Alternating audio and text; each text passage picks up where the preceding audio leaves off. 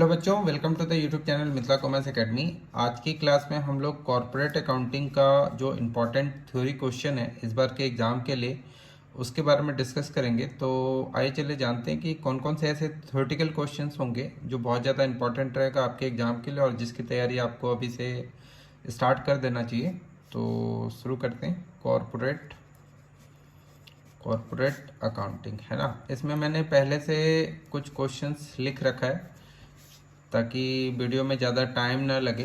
तो आप इन क्वेश्चनों को जैसे जैसे मैं बता रहा हूँ उसके हिसाब से, और आप अगर कहीं पे क्लास वगैरह ले रहे होंगे तो वहाँ पे जो सर आपको बता रहे होंगे उनके हिसाब से, मतलब दोनों को मिक्स करके भी आप कर सकते हैं। और अगर क्लास नहीं ले रहे हैं तब तो अभी जो मैं बता रहा हूँ वीडियो में वैसे ही आप कीजिए। अभी जो मैं बता रहा हूँ वो थ्योरेटिकल क्वेश्चंस है। प्रैक्टिकल क्वेश्चंस के लिए मैं वापस से एक वीडियो बनाऊंगा, मतलब नेक्स्ट क्लास में फिर एक वीडियो बनाऊंगा। तो आज का जो पहला क्लास है उसमें ये देखिए कि एक तो थ्योरेटिकल क्वेश्चन है, कॉमन सा क्वेश्चन है कि कंपनी क्या होती है और उसकी विशेषताएं क्या है। Define company and explain its features. तो ये तो कॉमन सा क्वेश्चन है, ये आपका लॉ में भी काम आ जाएगा, मतलब बिजनेस रेगुलेटरी एंड फ्रेमवर्क में भी काम आ जाएगा और अकाउंट में भी काम आ जाएगा। तो इसीलिए इस क्वेश्चन का जो आंसर होगा वो तो जरूर आप याद कर लीजिए। एक हो गया।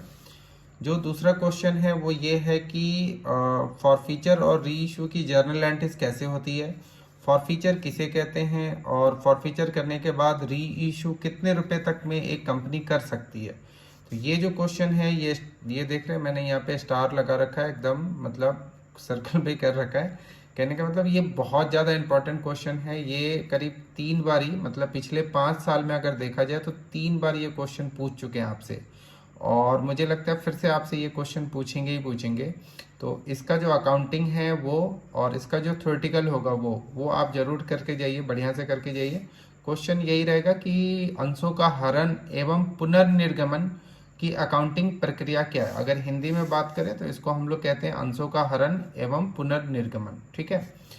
जो तीसरा क्वेश्चन है वो है कि प्रेफरेंस शेयर्स क्या होता है, प्रेफरेंस शेयर्स कैसे करके इक्विटी शेयर से अलग है, मतलब इक्विटी शेयर्स और प्रेफरेंस शेयर्स में क्या अंतर है, और प्रेफरेंस शेयर्स कितने प्रकार के होते हैं। ये जो क्वेश्चन है ये रेखा गेस पेपर में भी बीबीआई है, मतलब यहाँ पे मैंने लिख दिया है कि बीबीआई एज पर रेखा गेस पेपर। तो अगर रेखा गेस पेपर आप देखेंगे तो उसमें भी ये क्वेश्चन बीबीआई है, मेरे नज़र में भी इम्पोर्टेंट है, आप इसको पढ़ सकते हैं, ठीक है। तो ये क्वेश्चन भी एक इम्पॉर्टेंट आपका रहेगा। दूसरा जो है वो देखिए, प्रेफरेंस शेयर्स चैप्टर में ही एक क्वेश्चन है कि कैपिटल रिडम्पशन रिजर्व ये क्यों बनाया जाता है और कितना बनाया जाता है, कैसे बनाया जाता है, इसकी जर्नल एंट्रीज क्या होती है नहीं होती है, ये आप जरूर कीजिए, ठीक। तो ये बहुत ही इंपॉर्टेंट क्वेश्चन है और प्रैक्टिकल भी इसके ऊपर एक क्वेश्चन जरूर आएगा। ये रिडम्पशन और प्रेफरेंस शेयर्स जो चैप्टर है उसका ये क्वेश्चन है कि कैपिटल रिडम्पशन रिजर्व कैसे बनाया जाता है। तो ये भी एक क्वेश्चन हो गया, इसको भी आप नोट डाउन कर लीजिए। इसके बाद डिवेंचर क्या होता है और डिवेंचर कितने तरह के होते हैं, डिवेंचर और शेयर में क्या अंतर होता है, ये कॉमन सा क्वेश्चन है। ये रेखा गेस पेपर में बीबीआई में दिया हुआ है, तो इसको आप देख लीजिएगा एक, बट मुझे नहीं लगता ये उतना ज़्यादा इम्पोर्टेंट है। उसके बाद जैसे कि डिवेंचर रिडम्पशन रिजर्व ये क्यों बनाया जाता है और इसका बनाने के पीछे क्या उद्देश्य है, और कंपनीज एक्ट इसके ऊपर क्या गाइडलाइन है, मतलब कंपनीज एक्ट का क्या गाइडलाइन है, सेबी का क्या गाइडलाइन है, डीआरआर कितना बनना चाहिए नहीं बनना चाहिए। इससे रिलेटेड जो जितने भी थ्योरेटिकल क्वेश्चंस हैं वो आप जरूर कर लीजिए, क्योंकि जब कभी भी डिवेंचर होल्डरों को उनका पैसा वापस किया जाता है तो उस टर्म्स को हम लोग कहते हैं रिडम्पशन। तो डिवेंचर रिडम्पशन रिजर्व पहले ही बनाया जाता है, ये एक लीगल प्रोसीजर भी है कि आपको पहले से बना के रखना है। तो कितना प्रतिशत बना के रखना है नहीं रखना है, इससे रिलेटेड ये एक थ्योरी है, तो इसको आप बना के रखिएगा। एक और भी बात है, देखिए ये जो क्वेश्चन सब है ना, ये रेखा गेस पेपर में बीबीआई है, तो अगर आप दूसरा गेस पेपर लेंगे तो उसमें भी ये बीबीआई आपको मिलेगा। बीबीआई का मतलब वेरी वेरी इंपॉर्टेंट क्वेश्चंस आपको मिलेगा। तो इन क्वेश्चनों को इग्नोर नहीं करना है, मतलब मैंने यहाँ पे रेड मार्क से नहीं करा तो इग्नोर नहीं करना है, इनको भी जरूर करके जाइए।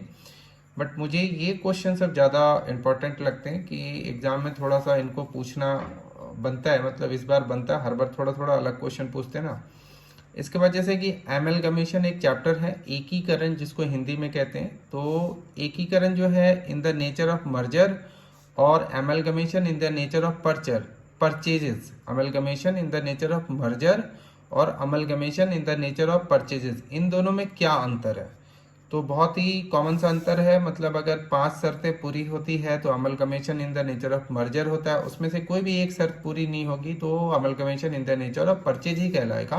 तो ये आपको ध्यान रखना है कि ये पिछले साल भी नहीं पूछा था, उससे पिछले साल भी नहीं पूछा था, तो फिर इसका मतलब इस साल आपको जरूर पूछेंगे कि amalgamation in the nature of merger से आप क्या समझते हैं। तो इसको एक तो ये क्वेश्चन हो गया इंपॉर्टेंट।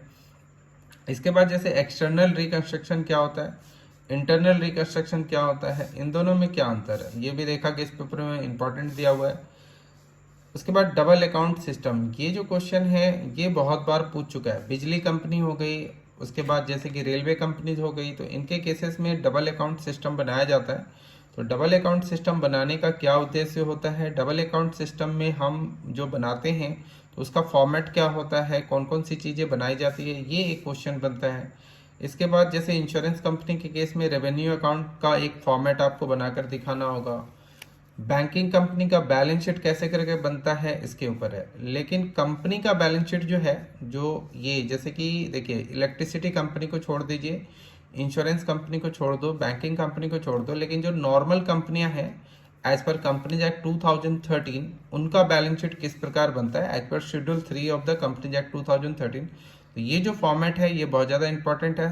सिंपल क्वेश्चन आ सकता है कि आप एक कंपनी का बैलेंस शीट बनाकर दिखाओ, मतलब फॉर्मेट बनाकर दिखाओ बैलेंस शीट का, तो बहुत आसान है। शेयर होल्डर फंड, उसके बाद जैसे share application money, pending allotment है, non current liabilities, current liabilities, तो ये फॉर्मेट आप बड़ी आसानी से याद कर सकते हैं। तो ये एक अच्छा सा क्वेश्चन रहेगा। फिर जैसे कि बैलेंस शीट का ही एक और पार्ट निकल कर आता है कि बैलेंस शीट में हम लोगों को नोट्स बनाने होते हैं, नोट्स टू अकाउंट, यानी कि नोट होता है ना, नोट नंबर। तो उसमें शेयर कैपिटल का कैसे बनाएंगे नोट नंबर, तो शेयर कैपिटल में जैसे ऑथराइज शेयर कैपिटल होता है, issued share capital, subscribe, called up, paid up, तो वो हम कैसे करके रिप्रेजेंट करेंगे। तो यहाँ पर आपको एक अपना एग्जाम्पल लेना पड़ेगा और उसका एक नोट्स टू अकाउंट बनाकर दिखाना पड़ेगा। फिर एक और भी आ सकता है कि रिजर्व एंड सरप्लस कैसे करके इसका नोट्स टू अकाउंट कैसे बनता है, इसके ऊपर एक चैप्टर भी है, रिजर्व एंड सरप्लस के ऊपर एक चैप्टर भी है। कुछ किताबों में अलग से दिया हुआ है, कुछ किताब में जो है ये चैप्टर फाइनल अकाउंट में ही शामिल होगा। इसको हम लोग profit and loss appropriation account भी पहले बोलते थे, कि एप्रोप्रिएशन ऑफ प्रॉफिट बोलते थे, तो ये अब नाम बदल गया है थोड़ा सा। तो रिजर्व एंड सरप्लस का जो नोट्स है वो कैसे करके बनता है, इसमें आप एक चीज़ देखेंगे, जैसे कि पिछले साल का जो प्रॉफिट था वो और करंट ईयर का जो प्रॉफिट है उसको हम लोग जोड़ लेते हैं, उसमें से जितना भी रिजर्व में ट्रांसफ़र करते हैं उसको माइनस कर देते हैं, उसके बाद जो बैलेंस बचता है उसी को रिजर्व एंड सरप्लस में ट्रांसफ़र किया जाता है। उसका ये नोट्स बनाने के लिए एक तो आ सकता है। उसके बाद जैसे प्रॉफिट प्रायर टू इनकॉर्पोरेशन पे जनरली प्रैक्टिकल ही क्वेश्चन आएगा, लेकिन मैंने यहाँ पे डाल दिया कि हो सकता है कि वो आपसे एक आधार पूछें कि किस प्रकार से एक्सपेंसेस को यहाँ पर बांटते हैं, profit prior to incorporation and post incorporation, इसका पूरा नाम है पोस्ट इनकॉर्पोरेशन। इसमें जो हम लोग प्रॉफिट एंड लॉस अकाउंट बनाते हैं, मतलब स्टेटमेंट ऑफ पीएल बनाते हैं,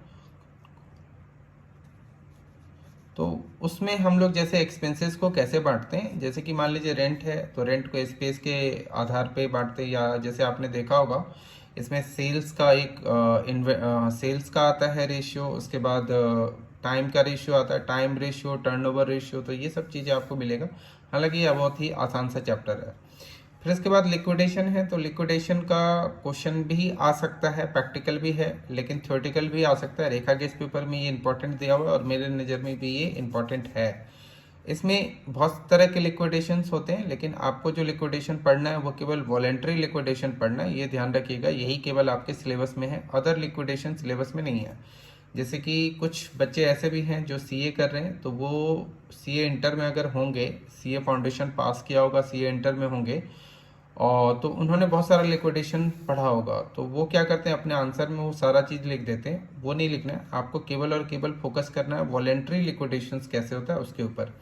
होल्डिंग कंपनी, सब्सिडरी कंपनी जो है बीबीआई है एज पर रेखा के इस पेपर, एंड मेरे अकॉर्डिंग ये मोस्ट इंपॉर्टेंट चैप्टर है, बट प्रैक्टिकल क्वेश्चन इस पे आएगा, थ्योरेटिकल क्वेश्चन शायद ही आए, मुझे ऐसा लगता है। इसके बाद जैसे शॉर्ट नोट्स आ सकते हैं इन सब चीज़ों पे, कि शॉर्ट नोट जो आएगा वो इस तरीके से रहेगा कि राइट शेयर्स से आप क्या समझते हैं, बोनस शेयर्स क्या होता है, बायबैक शेयर्स का जो होता है तो उसका कंडीशन क्या है, और डिविडेंड को डिक्लेयर करते समय कौन कौन से ऐसे रूल्स हैं जिसको फॉलो किया जाना चाहिए। तो ये सब कुछ ऐसे हैं जो शॉर्ट नोट्स में आ सकते हैं। तो इसमें से कोई 4 थ्योरेटिकल क्वेश्चन आएगा। हर साल जो थ्योरेटिकल क्वेश्चन आता है वो केवल 4 ही आता है। जो पहला क्वेश्चन होता है वो तो आपका ट्रू फॉल्स हो जाता है, और उसके बाद 5 प्रैक्टिकल क्वेश्चन आते हैं। तो टोटल हो गए 6 क्वेश्चन और 4 थ्योरी आते हैं। तो 4 थ्योरी क्वेश्चनों के लिए मैंने 18 क्वेश्चन यहाँ पे आपको दिया हुआ है, लेकिन इसमें से भी कुछ कुछ ऐसे हैं जो मैंने रेड कलर से किया हुआ मार्क, तो वो ज़्यादा इंपॉर्टेंट है। तो आप एक बार इसको अच्छे से देख लीजिए, मैं वापस से पूरा का पूरा रख देता हूँ और आप तैयारी शुरू कीजिए। फिर जो कल की क्लास होगी, नेक्स्ट क्लास में मैं आपको ऐसा करूँगा, बिजनेस रेगुलेटरी एंड फ्रेमवर्क, उसका मैं आपको इम्पॉर्टेंट चैप्टर बता दूंगा या इम्पॉर्टेंट टॉपिक बता दूंगा। तो ये तो आप एक स्क्रीनशॉट ले लीजिए, या ये मैं पोस्ट कर देता हूँ टेलीग्राम चैनल पे, आप वहाँ से आप ले लीजिएगा इसको, इस शीट को मैं बात कर रहा हूँ। तो आज की इस वीडियो में हम लोग इतना ही करते हैं। होप ये वीडियो आपके काम का होगा, और अगर आपके काम का है तो please like the video and share it with your friend, ताकि उनको भी पता चले। तो आज के लिए इतना ही करते हैं, फिर हम लोग नेक्स्ट क्लास में आगे करेंगे। आप ये क्वेश्चन देख लीजिए, कुछ ये क्वेश्चन है और ये, ठीक है। तो आप इतनी तैयारी कीजिए पहले, फिर आगे की तैयारी करते हैं। ठीक, गुड बाय।